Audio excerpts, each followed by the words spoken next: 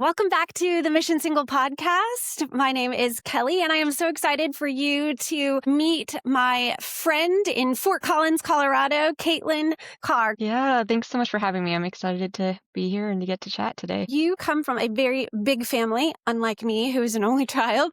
Yeah, I'm the oldest of seven. We're a really close family. Really grateful. Our parents are strong believers and raised us to love the Lord and to love other people. And we're out doing different things, but there's a real unity and care for one another. One of my sisters just had her second baby earlier this year, which is super fun. Being an aunt wasn't necessarily something that I ever anticipated. I'd always thought, surely I'll have kids first. So that was an interesting thing to wrestle with, but has been so fun. I understand why people say they love being an aunt or an uncle. The faith foundation that's there in your family sounds really wonderful. How does your faith impact all areas of your life? It's really shaped the way that I view and navigate life, what priorities I have. Growing up, I saw a lot of examples of moms, great moms, stay-at-home moms. There were certainly people working around me, but mostly the men. So I don't think I had real clarity on what does it look like to honor God in a real practical way in work, especially as a woman. So that's been something to really kind of wrestle with God over the last couple of years. As I definitely went to college expecting I'll just get married and then I won't really have to figure out a full career. Like maybe I'll have a job and I can do that. I'm in my 30s now. I think I need to kind of maybe think about this a little bit different than maybe I had anticipated, or I need to put a little bit more intentionality into the way that I view work. Wherever we're at, God wants us to love those around us. How do I love my coworkers well? How do I love my clients well? I still want to be very intentional in my work, even though it's maybe not what I expected I'd be spending my days doing. I don't want to just clock in and clock out. How can I bring my full self? Have you found it challenging to find your place as a single woman in your church community? Yes. Yeah. Yeah, definitely. I Yes, feel like it's like the common thread, right? How right. how has that been for you, Katelyn? Yeah. Yeah. I think one of the biggest things that's been surprising is, or maybe I don't know if it's surprising. I think I just never expected that I'd be in the boat that I'm in now. But singleness as like a college student when everyone's single is so much different than singleness after that. And so a lot of talks or teachings or books or whatever that I had read when I was younger were angled at singleness for that little phase of life when you're in college, maybe shortly Tiny post little. college, but expecting to get married. But there's been a lot of I don't know what the heck I'm doing long term. How do you navigate that? It seemed like either women were really content in their singleness or they were married. I don't actually always feel very content in Yeah. this space. This is not what I wanted. So how do you navigate that when that's not exactly what you had hoped for? So it's one thing when, okay, all my friends are getting married, but now it's kind of the phase of oh, okay, that door is kind of closed. And maybe at some point I will have kids, but we're not ever going to be in the same baby stage together. Or, Mm, my friends may someday be at a high school football game together or something, and right. I could be at home with some toddlers that need to be in bed early or whatever. So I think there's been just a grief if I start to think about, oh my gosh, what's community going to look like forever? I have community now, but what if I'm lonely later? So there's a lot of just trying to embrace, okay, what does it look like to engage well Yeah. with the people around me here today? Think about all of the wise counsel for parenting that you will receive from them being just a little bit farther than you. What do you wish that married people or church leaders understood better about being a single woman? Yeah, there's so many things that come to mind.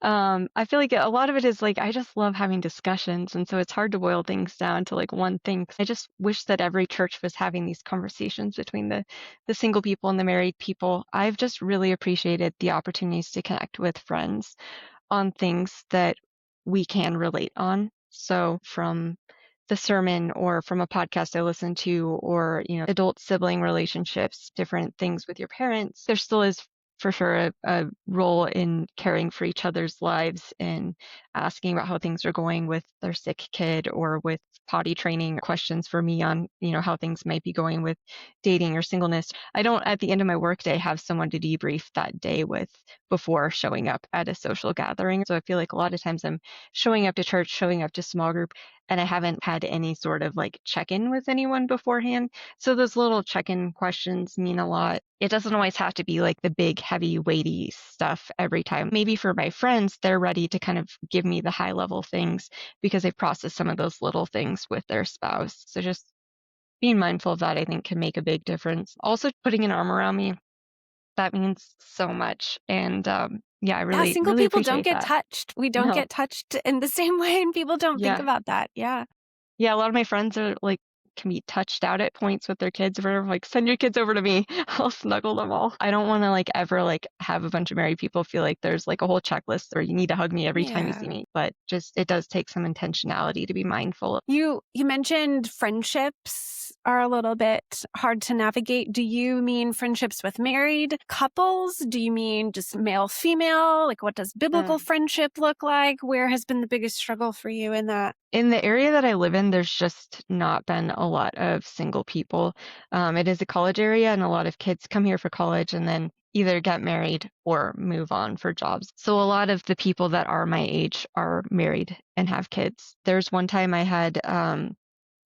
offered to babysit for some friends and they went out on a date night, but I was having a really challenging situation at work that they had known about. Came back from the date and I was like, okay, well, yep, yeah, I should go. And they're like, no, actually, we'd like to sit down. We want to take some time to chat with you about your experience with work and help you kind of sort that out.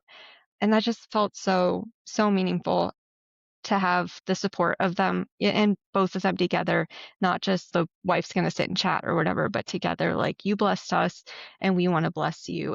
That's a great reminder of how important it is to have both male and female perspective in our lives. We need Mhm. the men to be speaking and showing proper level of interest in our lives as sisters in Christ. You recently told me that you went through a reflection process with your pastor and his wife. Tell us about what that process was and what prompted it. I'd say most of 2024, I think I was kind of hitting some depression. It was really frustrating because I didn't want to be there. I wanted to be someone who was joyful.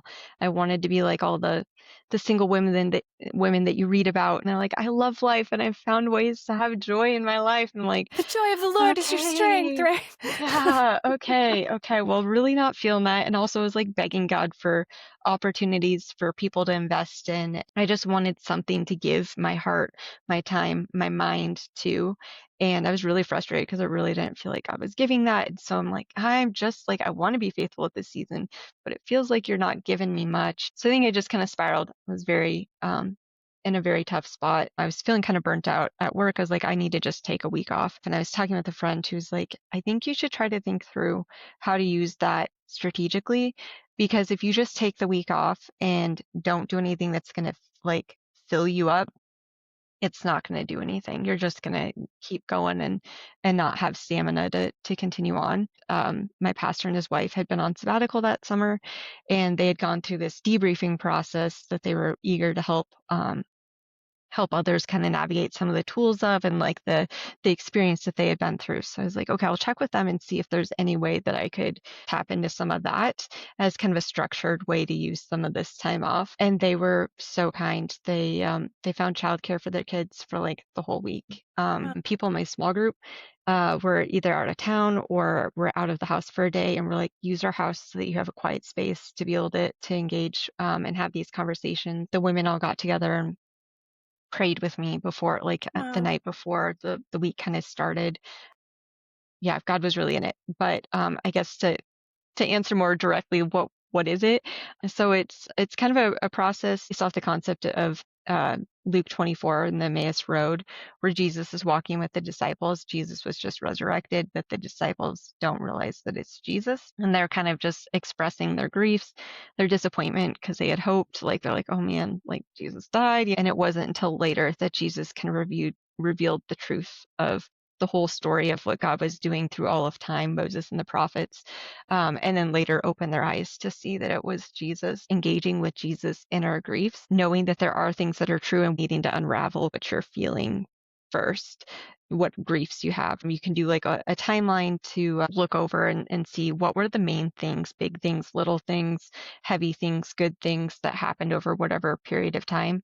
For me, I did, it had been a decade since graduating college. So I just did that full decade, which was quite the chunk of time. Even just highlighting, okay, where were like the celebrations? Where were there things that had changed? Where were there different crises? Just helping kind of see it a little bit visually. And it was really good to see the ways that God's been really faithful over the last 10 years. So what is the most challenging insight for you that came out of the process? I think the most frustrating thing was I got to the end of the week and I was like, am I broken? Like there's no breakthrough. Like I did the whole thing and other people have had great experiences and I didn't want to put expectation on what would be the outcome, but I just knew having been in a really tough spot all year long that I was like, I need God to do something. And I felt so bad. I was like, did I waste everyone's time? Like that was really hard.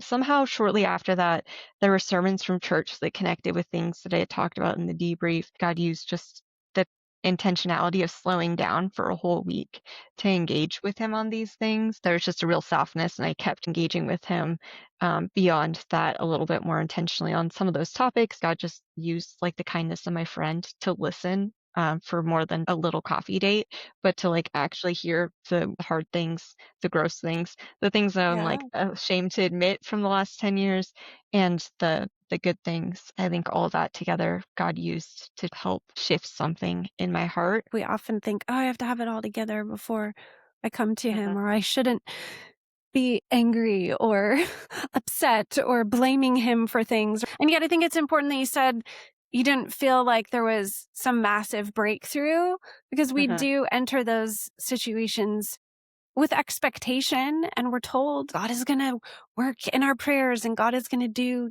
something big. But I think the faithfulness in the everyday, it's the slow work of Mhm. sanctification, just like the road to Emmaus. It may not be for a little while before he's going to show you something that you actually learned. What are your thoughts about just this modern dating world that we live in? Yeah, yeah, it's a big topic for sure. For a lot of my college years and all throughout my 20s, I was really just trying to trust God with it. I think that there was just an element of like God just always kind of drops someone in your lap, you know? Mm, And there's an element to that that can absolutely be true. It's happened for a lot of my friends where they just very naturally found the right person in college, didn't yeah. date around, just found their person. But that's also not the only way that God works. So I was trying to just be content with that for a while, and then when I was coming up on 30, I was like, "Okay." First, I kinda was like, it feels a little cool to be like, I haven't dated, until I'm 30. So it was kinda like a Yeah. milestone thing, but then, like, the month before I turned 30, I was a little convicted that I was trying to use this as a little proud merit badge or something. So I actually felt like I felt God was like, "You should get on an app now," because I don't want I don't want that to be my identity.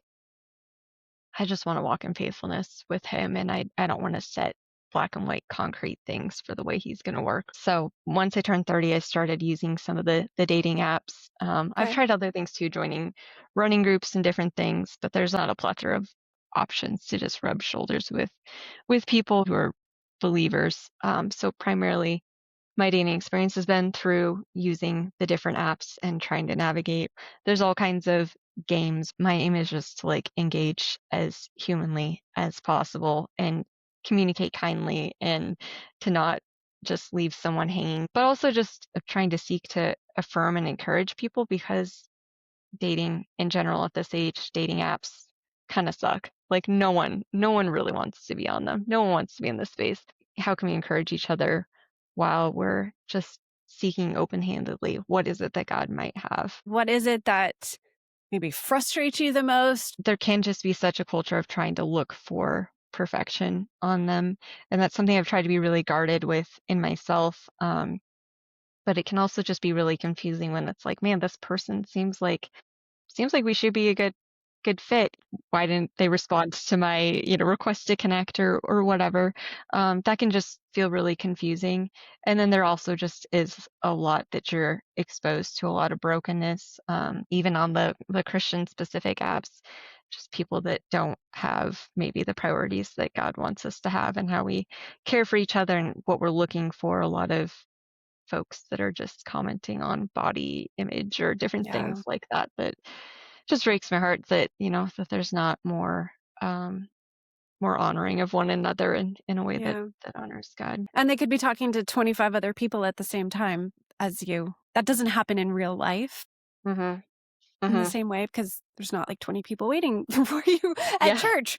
How do you maintain hope without being cynical? The depression I was experiencing last year was largely from just disappointment with singleness in general, with how dating had been going. I feel like it's very much something that I'm still learning and growing in and trying to figure out in each season what is it that God has for me. There are times where it's maybe I need to take a break from the apps. I think also just trying to find other ways to engage with some of the emotion. So like going to the gym, trying to be a runner, those things have been really helpful to just have somewhere to put some of my energy out.